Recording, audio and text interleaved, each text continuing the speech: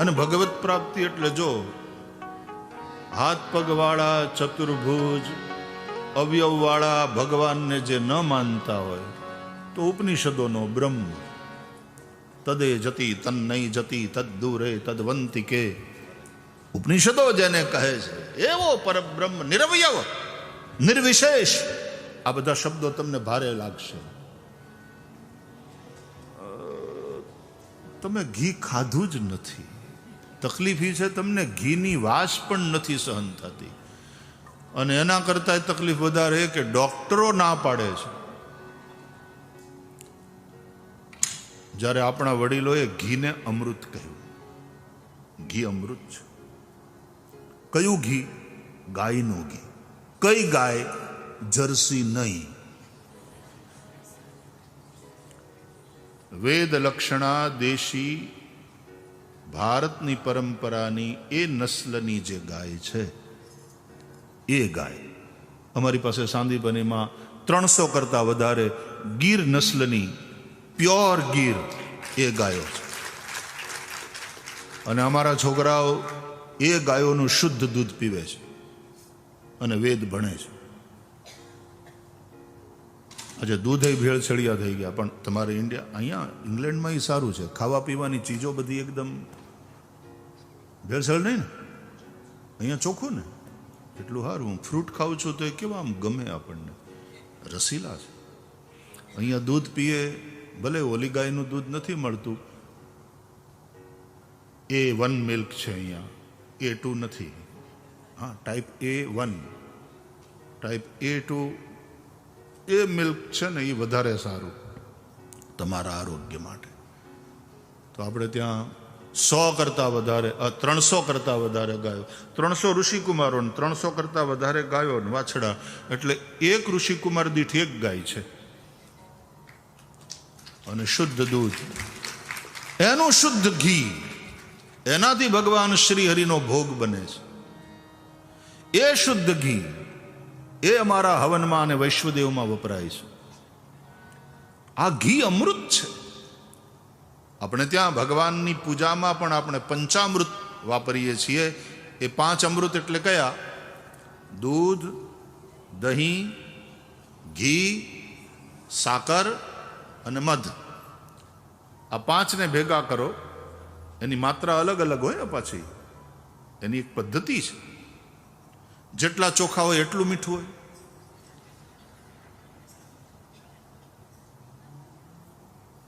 ખીચડી બનાવવાની હોય તો 1/2 કિલો ચોખા, 1/2 કિલો મગ અને 1/2 કિલો મીઠું નાખો, 1/2 કિલો હળદર નાખો. એવું હોય નહીં, એનું પ્રમાણ હોય તો ખીચડી બરાબર થાય. એમ પંચામૃતમાં દૂધ કેટલું લેવું?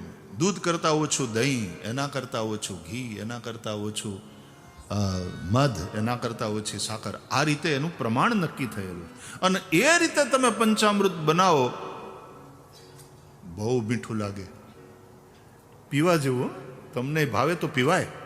ખાલી ભગવાનને જ પંચામૃતથી સ્નાન કરાવવું એમ નહીં. હાવ હાચું કહું ને, જો તમને પરવડે અને તમને ગમે તો તમે પંચામૃતથી સ્નાન કરી શકો. રિયલી શરીર માટે બહુ સારું છે, જો તમને પોસાય તો અને ફાવે તો. એટલા માટે તો દૂધો નહાવ પૂતો ફલો, ये आशीर्वाद दिया जाता. दूधो नहाओ और पूतो फलो. दूधो नहाव, दूधથી માણસ ક્યારે નાય? બહુ પૈસા હોય, ભગવાનની ખૂબ દયા હોય, ખૂબ સમૃદ્ધિ હોય. ઓ પૂતો ફલો યાને વંશવૃદ્ધિ.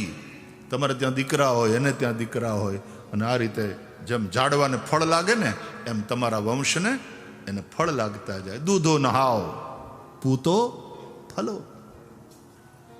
તો જો ફાવે તો તમે દૂધથી સ્નાન કરી શકો. દૂધથી સ્નાન કર્યા પછી પાછો એક ચોખ્ખો શાવર લઈ લેવો, ચોખ્ખા પાણીનો. પછી દહીં નાખવું, માથાથી લઈ આખા શરીરે ચોળવું. આમ સિરિયસ, હા, હસવાની વાત નથી.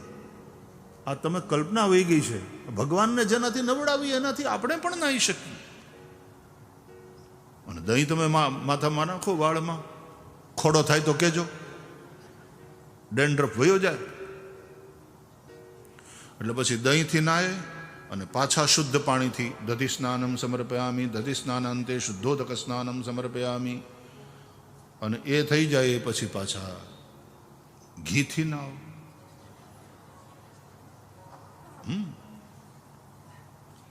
ડરો નહીં, એમાં કંઈ ગંધાશો નહીં તમે. એકદમ સ્કિન એટલી સરસ થઈ જશે. જો ડ્રાય સ્કિન હોય ને એ જતી રહે. પછી પાછું ચોખ્ખું પાણી, શાવર, ચીકણું ચીકણું થઈ જાય. હવે લ્યો મધ, અને મધ ચોપડો ઘસી ઘસી, એટલે ઓલે ઘીની ચિકાશ ધીમે ધીમે ઓછી થઈ જશે. અને મધથી એવી રીતે નાશો ને, ગ્લો. પછી જોજો તમે તમારી સ્કિનનો ગ્લો. આ તમારી ફેર એન્ડ લવલી બધા તો અત્યારે આવ્યા,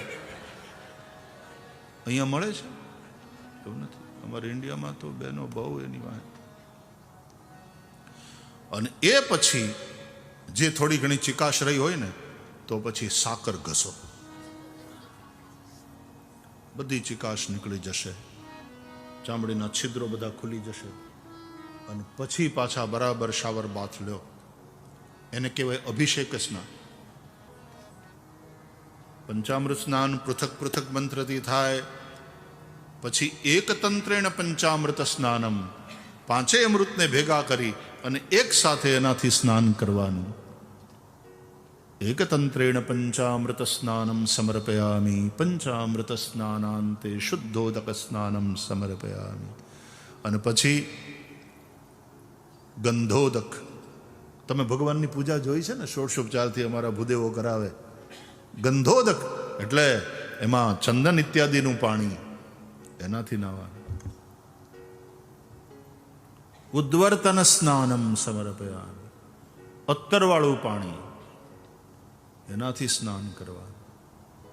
તીર્થોદક સ્નાનમ, બધા તીર્થોનું જળ, એનાથી સ્નાન કરવાનું.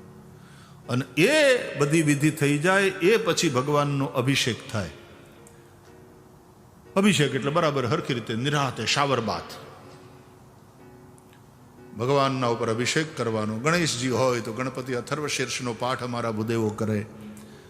અને લગાતાર અવિચ્છિન્ન જલદુગ્ધ ધારાથી ભગવાન મહાદેવને અમે રુદ્રી કરીએ અને અભિષેક થાય.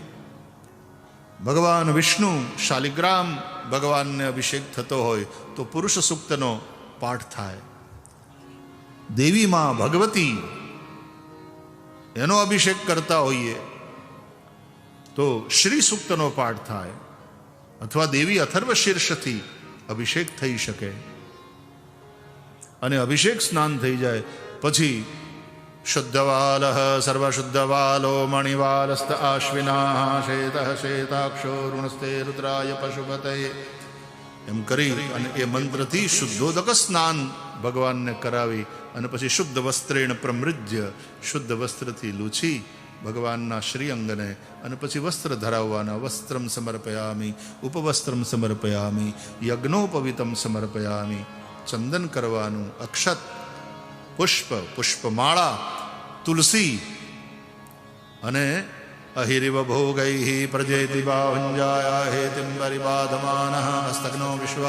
આ મંત્ર દ્વારા અબિલ ગુલાલ અને એ બધાથી ભગવાનની પૂજા કરવાની, એ ચડાવવાની. કેમ તમે પફ પાવડર કોસ્મેટિક્સનો નથી ઉપયોગ કરતા?